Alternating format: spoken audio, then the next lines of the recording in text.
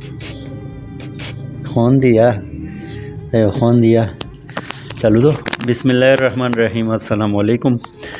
د یو ملګری مو په لار غلو څه ورځې پهله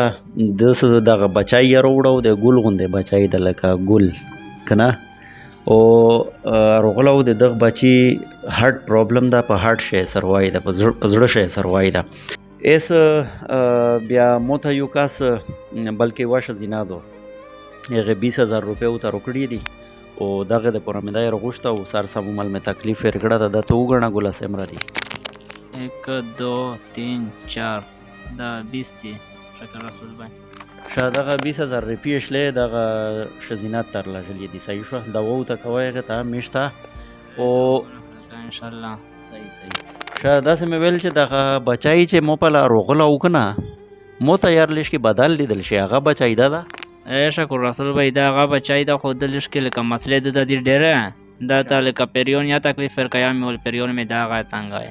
پیریون څرنګه دي او امی سره مې لکه ډېر وخت نه دی کنه مخ نه دی کنه خو هغه لکه په کارت مارشه سیک پرځ نه قبل او الموز ماروش په کار سیکشن به تکلیف ورکای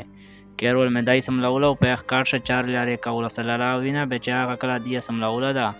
به ور کا مخسیتان په چغه کړه د چغه والا و د لوز پر کله پډار کا کله سپو کله ګردیش پایز دای د شپې نیوم د سبکلا چغه خو کله لوز پر وکړه پډار کو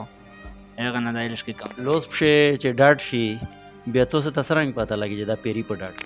او دا مې ریستوسته ورلو دام ته مې ورلو مې خو چې خدا خو د دام خو زر شو دا دای لکه مخشنه مرجی نیولو به مې څه نیولو مرجی نیولو مرجی ته شوی دغه چیرې پیریون ورسه هغه مې سوب کیتو دا پیریون ځای وړي نه دي وړي کولی نه به د لکه میاشتې دم د دای مې رخته ورلو چې بیخ کلاو کو د بیغ ول چې نه دا خو سوب بدل لا یې چا مې ول پیریون د چکیم یا زیر ور قاعده ته لګیا دا یې چا لوس پر پړاړاوي او هغه مې ول پیریون دی چا جواب کړی وی هغه دغه استوس جواب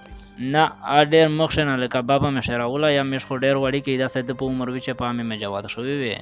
به واخنه مې یې سره شراوله دوا ور مې امي پوسانه روچوله یو یې به 13 مو څه په 3 خاص نشته په شاونه درې کړه دا همیشه مې او نره دا څه وکړه کله کیم ځای نه راکړه کیم ځای نه دا وای ترایلا هیڅ خو ډېر ما بس مړه دا ډراوینی خبره ما کا پیریونه ولا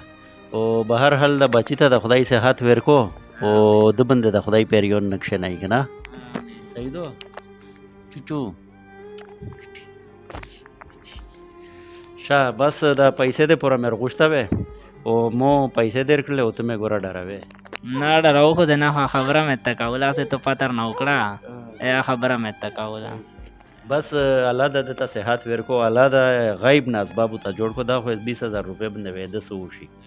نه علاج پکې جی نه ډاکټر ته تاک پکې جی او الله پاک ته غیب اسباب ته جوړ کو شادو